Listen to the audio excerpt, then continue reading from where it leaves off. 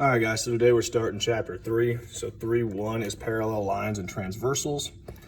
We're going to be able to identify the relationships between two lines or two planes and then name angle pairs formed by parallel lines and transversals. These are all of our vocab words. We're going to go over them. They're all in here, so we're going to go over them through that way. All right, so parallel and skew. Parallel lines are coplanar lines that do not intersect. And then remember, we do parallel with like those two little straight lines. The parallel symbol looks like that. So JK is parallel to LM. So always arrows are always used to indicate that lines are parallel. So if you can see these little arrows right here, those are what are indicating that those are going to be parallel. So anytime you see those, it's parallel. Skew lines are lines that do not intersect and are not coplanar.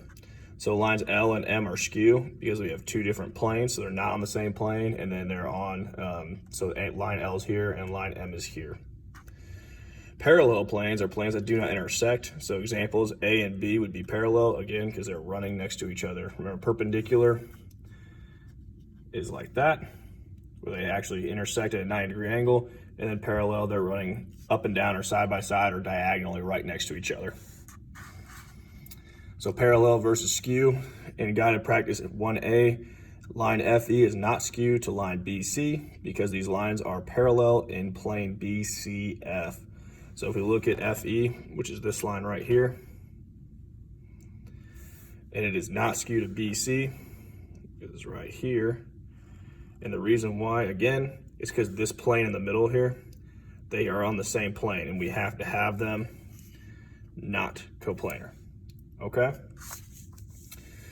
so over here in this figure, we have all segments skew to BC. So BC is this guy right here.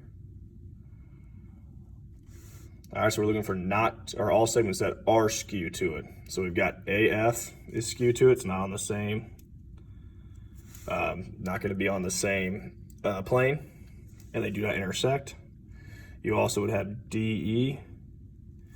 DE is right here, right across from AF. We also have FG, which is right here, again, not on the same plane, and HE. And HE is right here, and again, not on the same plane. We couldn't say CH, even though they're not on the same plane, because CH and BC intersect, so that's why we can't use those. All segments parallel to EH. So EH is right here, this guy. So we're looking for parallel, so we could say FG. We could also say AB because they're going the same direction and not going to intersect. And the last one we could say is CD, this one right here. And then all planes parallel to DCH. So DCH, DCH, we're talking about this side plane here, that one. All right. So all planes parallel, well, that would just be plane ABG, and then so it's this guy over here that we're talking about. That one's going to be parallel. So plane ABG. And remember, to name a plane, you could say AFG. They just have to be three non-collinear lines or points. All right.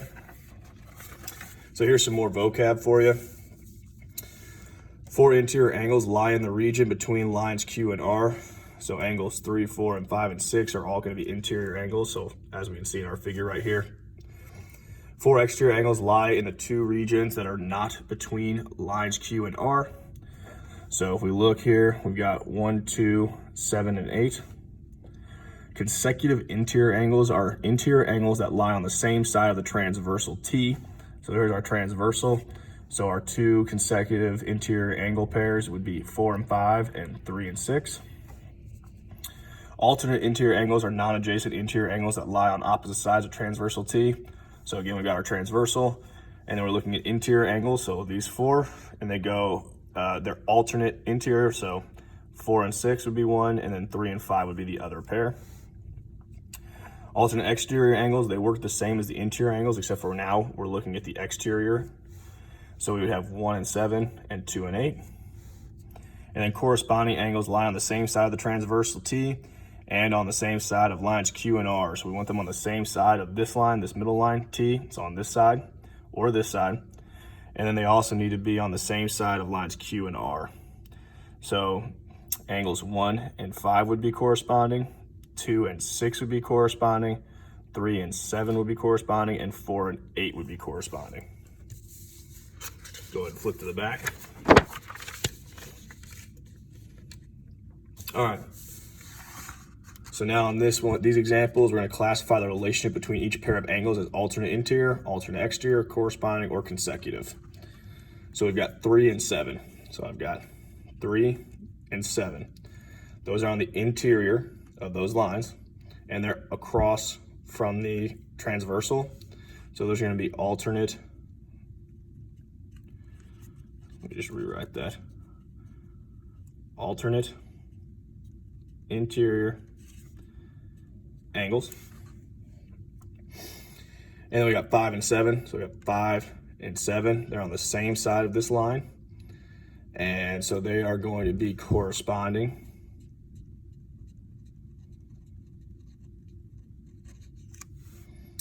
Four and 8. So I got 4 and 8. They're on the exterior of these lines. So we know it's going to be an exterior.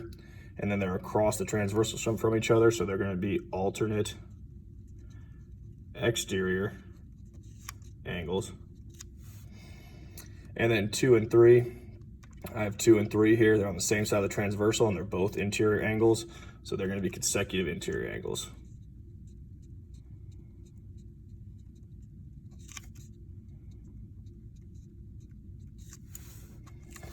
All right, so a non-example, in the figure below, line C is not a transversal of lines A and B, since line C intersects lines A and B in only one point. So if we're looking at the transversal, we know this line, this line is a transversal because it's crossing both of these lines at only one point, and that's why we can use that as our transversal. So we're looking at this next one, we're doing the same thing. We're going to name the transversal, and we're also going to name what kind of relationship they have, angle relationship. So 3 and 5. 3 is this guy right here, and then we have 5 right here. So we've got J is going to be our transversal because these railroad tracks cross that thing at one point each. So we know line J is our transversal. And then we look to see if we've got alternate what, okay? So these are our lines. All in here where like 4 is, that's going to be interior. So 5 and 3 will be exterior angles, and they are across that transversal J. So they are going to be alternate exterior angles. So then we got 2 and 8. Again, they cross line L. So line L will be my transversal. And what did I say, 2 and 8? So 2 and 8 are here. So here are our lines defining where the interior and exterior are. So these are both interior angles, and they are crossing the transversal. So they're going to be alternate interior angles. 5 and 7. So our transversal is going to be K right here. And they're on the same side of K. They're on this side right here. And they're on the same sides of J, like it's on this bottom side of J and it's on the bottom side of L. So that's going to make them corresponding. And then the last one like this, we have 2 and 9. And so again, they're crossing here. So L is going to be our transversal. And they're on the same side of line L. So they're on this side, and they're both interior angles. So we know they're going to be consecutive. Interior angles. All right, so now we've got an escalator consists of steps on a continuous loop that is driven by a motor. At the top and the bottom of the platform, the steps collapse to provide a level surface for entrance and exit. So what is the relationship between the treads of ascending stairs? Well, so they're running this way, and these ones are going to run the same direction, going at an angle. So that's parallel. What is the relationship between the treads of the 2 steps at the top of the incline? So these top 2 at the incline, those would be plane, or coplanar, excuse me. They would be planes, and they're gonna be the same plane. That's why you can walk on it. How do the treads of the steps on the incline of the escalator relate to the treads of the steps on the bottom of the escalator? So they're asking the top, how do they relate to the treads on the bottom? Well, they're gonna be skew because they're not gonna intersect and they're not gonna be on the same plane. And that's all for 3-1.